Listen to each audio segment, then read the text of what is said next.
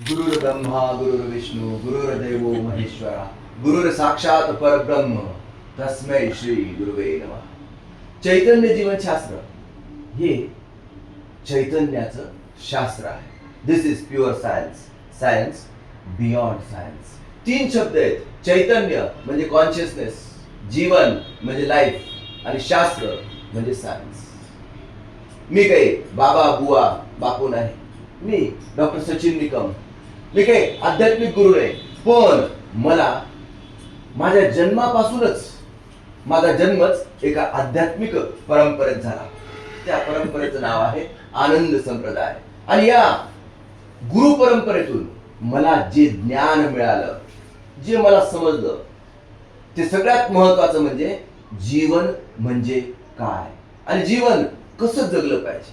सामान्यपणे आध्यात्मिक जीवन जर म्हटलं तर पूर्ण सर्वस्व, तन मन धन सर्वस्व भगवंताच्या चरणाशी समर्पित करून जगणं. आणि त्याचा काही लोक अर्थ असा घेतात की फक्त लंगोटी लावून गिरीकंदरात जाऊन राहतात, सर्व भौतिक सुखांचा त्याग करतात आणि फक्त त्यांच्या आत्मारामात आत्म्यामध्येच रममाण होतात. ते चुकीचं नाही. पण जर एखादी व्यक्ती असं आयुष्य जगला आणि त्याला पूर्णत्वाची प्राप्ती जरी झाली, त्याला भगवंत प्रत्यक्ष जरी भेटला, तर मी असं म्हणतो की तो भौतिक सुखांपासून वंचित राहिला. Yes or no? आणि चैतन्य जीवनशास्त्र आपल्याला शिकवतं 100% आध्यात्मिक आयुष्य जगा आणि 100% भौतिक जीवन जगा. भौतिक जीवन आणि आध्यात्मिक जीवन दोन वेगवेगळे नाहीत. आणि म्हणूनच आपल्याला समजण्यासाठी चैतन्य जीवनशास्त्र आपल्याला सांगतं 200% आयुष्य जगा. तुम्हाला कोणतीही गोष्ट सोडायची गरज नाही. आध्यात्मिक जीवन जगण्यासाठी किंवा अध्यात्मातलं सर्वश्रेष्ठ ध्येय गाठण्यासाठी माझे सद्गुरू सांगायचे, मनुष्य देहाची या ज्ञाने सच्चिदानंद पदवी घेणे एवढा अधिकार नारायणे कृपा दृष्टी दिला. आणि तो अखंड आनंद, तो परम आनंद प्राप्त करण्यासाठी तुम्हाला भौतिक जीवनातला खंडित आनंद सोडायची आवश्यकता नाही. भौतिक जीवनातला खंडित आनंद तोही तुम्ही एन्जॉय करा आणि आध्यात्मिक जीवनातला परम आनंद, अखंड आनंद, सच्चित आनंदाची प्राप्ती करून घ्या. किंबहुना याचसाठी तुम्हाला हा मनुष्य देह प्राप्त झालेला आहे. The only purpose of man sojourn on this planet earth is to seek for the god. भगवंताच्या प्राप्तीसाठी प्रयत्न करणे या एकमेव उद्दिष्टाकरता तुमचं आमचं सर्वांचं अस्तित्व आहे. पण आपण बाल्य वेचिले खेळण्यामध्ये, तुझन पूजिले यौवनी कधी. बाल्य वेचिले खेळण्यामध्ये, तुझन पूजिले यौवनी कधी. वार्धकी तनु होई जर्जरा, वार्धकी तनु होई जर्जरा. धाव पावरे त्र्यंबकेश्वरा, धाव पावरे त्र्यंबकेश्वरा. आप्त सोय रे स्वार्थ जाणीती, आप्त सोय रे स्वार्थ जाणीती. इष्ट मित्र ते गोड बोलती, अंती एकला तुझी प्रभुवरा. अंती एकला तुझी ईश्वरा. भाव पावरे त्र्यंबकेश्वरा, भाव पावरे त्र्यंबकेश्वरा. बर, आपलं भौतिक जीवन 100% जगत आध्यात्मिक जीवन जगणं म्हणजे काय? साधना, सेवा आणि सत्संग या तीन गोष्टी आपण नीट समजून घेतल्या पाहिजे. हा चैतन्याचा मार्ग आहे. माझ्या सद्गुरूंनी मला चैतन्याचा मार्ग दाखवला आणि त्यांनी कायम सांगितलं, संसार करावा नेटका, दिसू देऊ नये कुठे फाटका, परमार्थाचा चुटका असू द्यावा. मग परमार्थाचा चुटका म्हणजे काय? माझे सद्गुरू सांगायचे, जसा एखादा तंबाखूचा व्यसनाधीन मनुष्य जसा तंबाखूचा चुटका कायम ठेवतो तोंडामध्ये आणि त्याचं काम करत राहतो, अगदी तसंच आपण आपलं आपलं काम करत राहायचं आणि भगवंताच्या नामस्मरण रूपी हा चुटका आपल्या मुखात कायम ठेवायचा.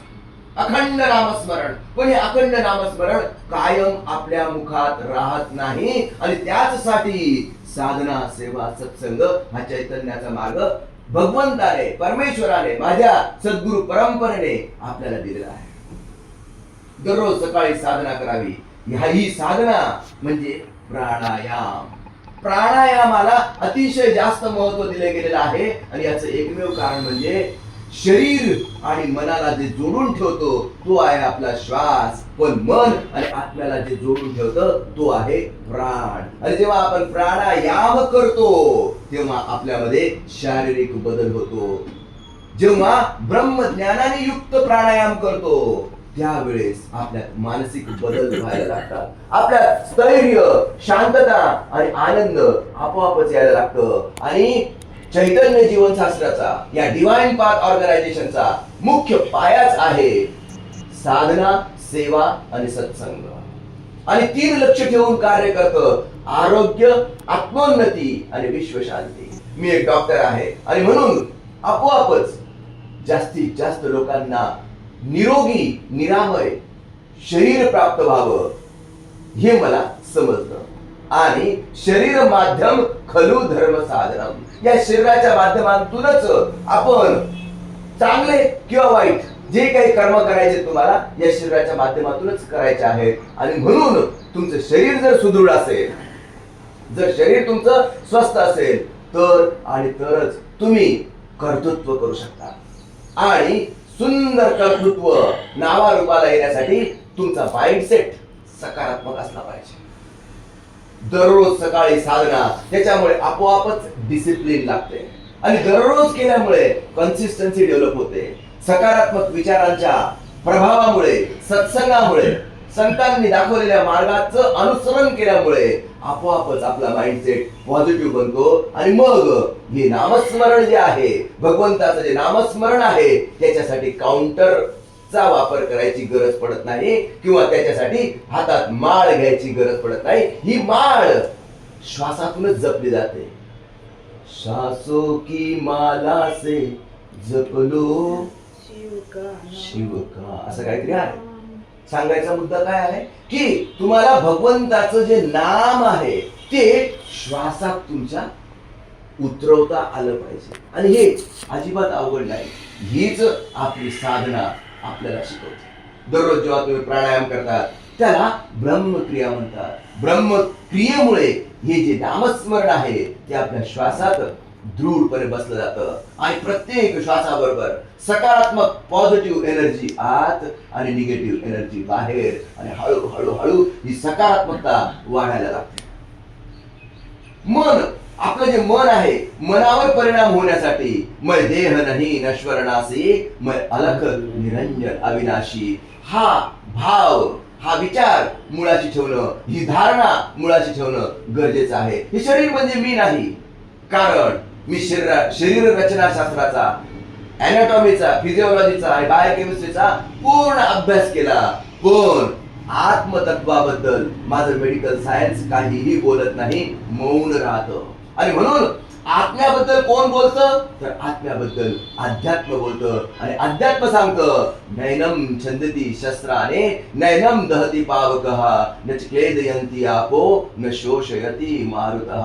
ज्याला अग्नीने जाळता येत नाही, ज्याला शस्त्राने कापता येत नाही, ज्याला पाण्याने भिजवता येत नाही किंवा ज्याला वाऱ्याने उडवता येत नाही, असं अजर अमर अनश्वर तत्व म्हणजेच आपल्या सर्वांमध्ये, आपल्या सर्वांच्या शरीरात विद्यमान असलेलं आत्मतत्व आहे. ती ऊर्जा आहे आणि ऊर्जेची निर्मिती अथवा नाश करता येत नाही. एका प्रकारच्या ऊर्जेचं रूपांतर दुसऱ्या प्रकारच्या ऊर्जेमध्ये होऊ शकतं, तथापि विश्वामधील एकूण ऊर्जा सदैव अक्षय्य राहते, हे सायन्स सांगतं. आणि म्हणून अध्यात्म आणि सायन्स यांना बरोबर घेऊन चालणं म्हणजेच चैतन्य जीवनशास्त्र. आणि 100% आयुष्य जगणं नव्हे, 200% आयुष्य जगणं म्हणजेच चैतन्य जीवनशास्त्र. तुम्हाला चैतन्य जीवनशास्त्राबद्दल अजून माहिती करून घ्यायची असेल, अजून याच्यामध्ये डिटेल तुम्हाला जाणून घ्यायचं असेल तर अक्षयने खाली दिलेल्या नंबरवर अक्षयशी संपर्क करा. श्री गुरुदेव दत्त.